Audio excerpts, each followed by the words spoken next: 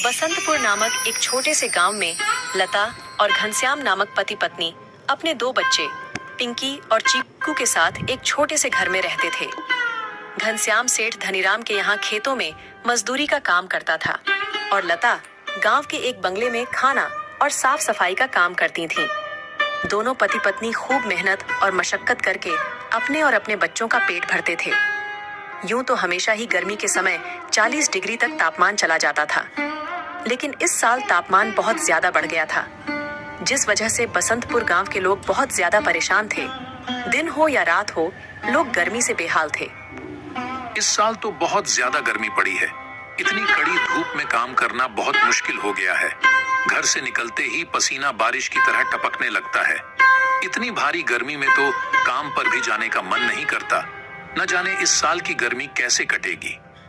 चलो अच्छा, मैं काम पर जाता हूँ, वरना सेठ गुस्सा करेंगे।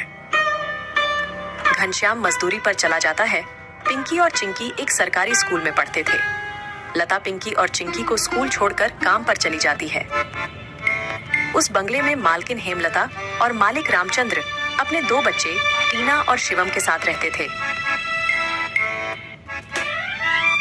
अरे लता, आ गई तू।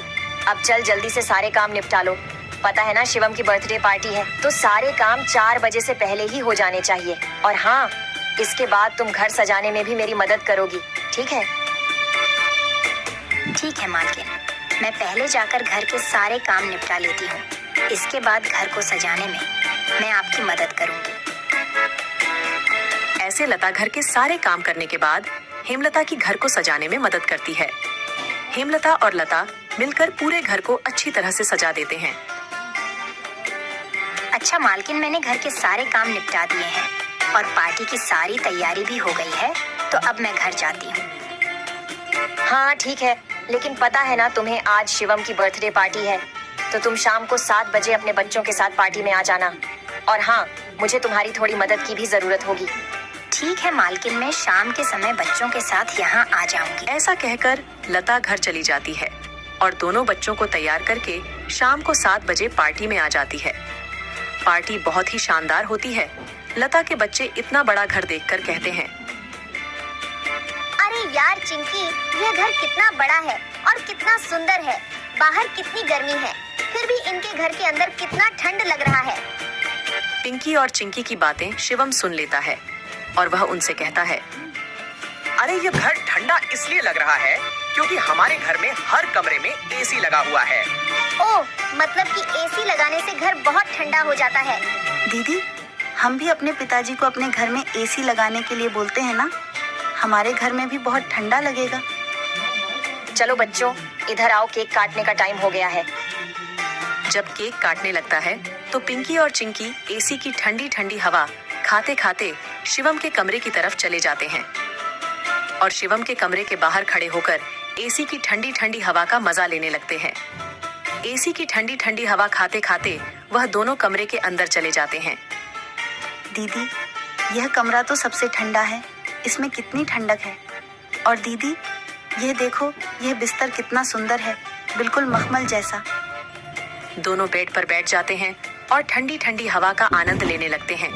देखते ही देखते 15 मिनट बीत जाते हैं और आराम करते करते कब दोनों की आंख लग जाती है, उन्हें पता ही नहीं चलता।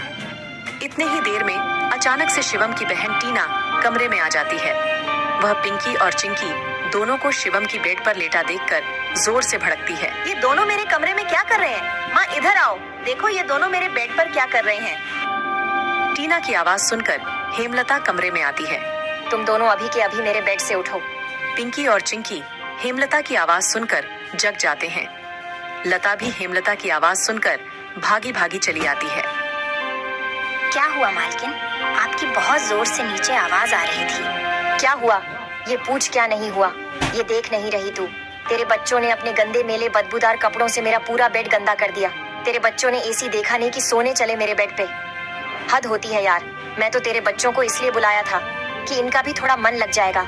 इन्होंने कभी ऐसी पार्टी लाइफ में देखी नहीं होगी, ये भी देख लेंगे। पर ये तो अपनी औकात ही भूल गए। ये हमारा घर है, कोई धर्मशाला नहीं कि कोई भी भिखारी हमारे कमरे में आ जाएगा और आकर के सो जाएगा। तू अभी के अभी अपने बच्चों को लेकर निकल यहाँ से।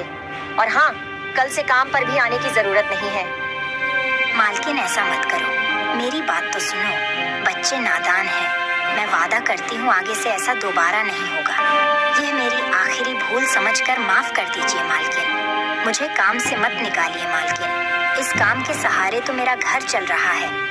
ये तेरी सर दर्द है। अब तू यहाँ पर काम नहीं कर सकती। अब तू अपने बच्चों को ले और यहाँ से निकाल। हेमलता लता और उसके बच्चों को घर से बाहर निकाल देती है और आगे से काम पर आने को भी मना कर देती है।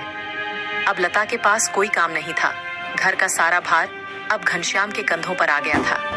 हे भगवान, आज तो खाना बनाने के लिए आटा भी नहीं है। अब मैं आटा कहाँ से लाऊं? मेरे पास तो अब और पैसे भी नहीं हैं। और जो तनख्वाह घनश्याम जी को मिली थी वह सब घर खर्चे में खत्म हो गई। मेरा क्या है, मैं तो पानी पीकर भी सो जाऊंगी, पर बच्चों को क्या?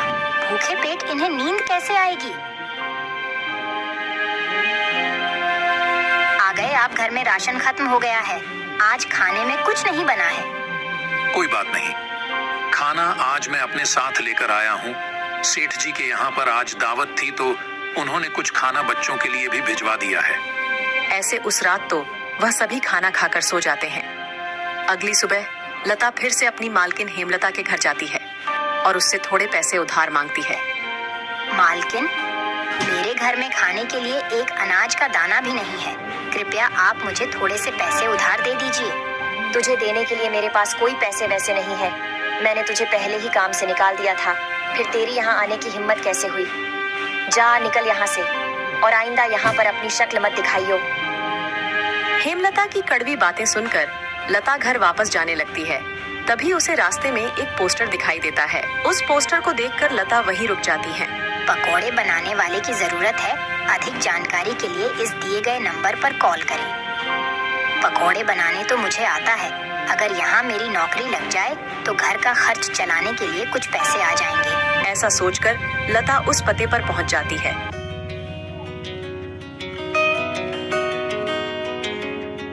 भैया, मैंने आपका पोस्टर देखा।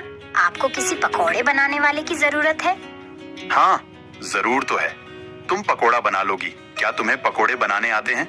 हाँ, सब मुझे कई तरह के पकोड़े बनाने आते हैं, जैसे मिर्च का पकोड़ा, पालक का पकोड़ा, पनीर का पकोड़ा और भी कई प्रकार के पकोड़े मुझे बनाने आते हैं। तो ठीक है, तुम आज से ही काम पर लग सकती हो।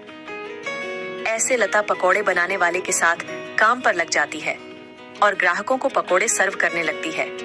ऐसे ही शाम हो जाती है और रमेश के सारे पकोड़े बिक जाते हैं। चलो, आज तो सारे पकोड़े बिक गए। आज तो तुमने पकोड़े सिर्फ सर्वे किए हैं, लेकिन कल से तुम्हें पकोड़े बनाने भी होंगे। हाँ साहब, मैं बहुत ही स्वादिष्ट पकोड़े बनाना जानती हूँ। तो ठीक है, ये लो आज के काम के पैसे। 300 रुपए लेकर लता सबसे पहले राशन की दुकान पर जाती है और वहाँ से राशन का सामान खरीदकर घर आ जाती है। घर पहुंचकर लता सबसे पहले बच्चों के लिए खाना बनाती है और उनको परोसती है। चिंकी, पिंकी, आ जाओ, खाना खा लो। इतने में घनश्याम भी वहाँ आ जाता है और लता घनश्याम को अपने नए काम के बारे में बताती है। इस तरह सारे मिलकर खुशी खुशी खाना खाते हैं। अगली सुबह लता बच्चों को स्कूल छोड़कर वापस काम पर चली जाती है। दुकान पर पहुंचकर लता पकोड़े बनाती है। लता के बने हुए पकोड़े ग्राहकों को बहुत पसंद आते हैं। लता के बने हुए पकोड़े खाकर ग्राहक पकोड़े की बहुत तारीफ करते हैं। उनको आज के बनाए हुए पकोड़े कल से भी ज्यादा अच्छे लगे। रमेश भाई, तुम्हारे आज के पकोड़े का तो कोई जवाब ही नहीं। इससे स्वादिष्ट पकोड़े मैंने आज से पहले इस होटल में कभी नहीं खाए। आखिर आज ऐसा क्या मिलाया है इन पकोड़ों में जो इतने स्वादिष्ट बने हैं? आज तो मैं एक और प्लेट खाऊंगा। मेरे लिए एक एक्स्ट्रा प्लेट पकोड़े लगा दो। ऐसे रमेश अपने ग्राहकों के मुंह से पकोड़े की तारीफ को सुनकर लता से कहता है, लता, तुम्हारे हाथ में तो जादू है। तुम्हारे हाथों के बने पकोड़े खाकर ग्राहक एक एक एक्स्ट्रा प्लेट पकोड़े खा रहे हैं। तुमने तो कमाल ही कर दिया। आखिर ऐसा क्या मिलाया है इन पकोड़े में जो ग्राहक इतनी तारीफ कर रहे हैं? साहब जी, कुछ खास नहीं मिलाया है, बस थोड़े से नमक मिर्च मसाले बराबर मात्रा में डाले हैं, बस। ऐसे रमेश के आज के पकोड़े बहुत जल्द ही खत्म हो जाते हैं। आज तो पकोड़े बहुत जल्द ही खत्म हो गए। कल से हमें और ज्यादा से ज्यादा पकोड़े बनाने होंगे। और हाँ, अब हमारी पकौड़ों की सेल और ज्यादा अच्छी होने लगी है, इसलिए कल मैं दुकान में एसी लगवा रहा हूँ। इससे ग्राहक भी एसी की ठंडी ठंडी हवा में पकोड़ों का मजा लेंगे और हमारे पकोड़े की सेल और ज्यादा बढ़ेगी। तुम क्या कहती हो? साहब, विचार तो बहुत अच्छा है। अगले दिन रमेश अपनी दुकान में एसी लगवा लेता है और जैसा उसने सोचा था वैसा ही हुआ। एसी लगने के बाद रमेश के दुकान पर ग्राहकों की संख्या बढ़ जाती है। ग्राहक ठंडी ठंडी हवा में बैठकर पकोड़े खाने का आनंद उठाते हैं। ऐसे रमेश के आज भी सारे पकोड़े बहुत जल्द ही बिक जाते हैं। शाम के समय जब लता घर वापस आती है और वह चिंकी और पिंकी को आपस में बातें करते हुए सुनती है,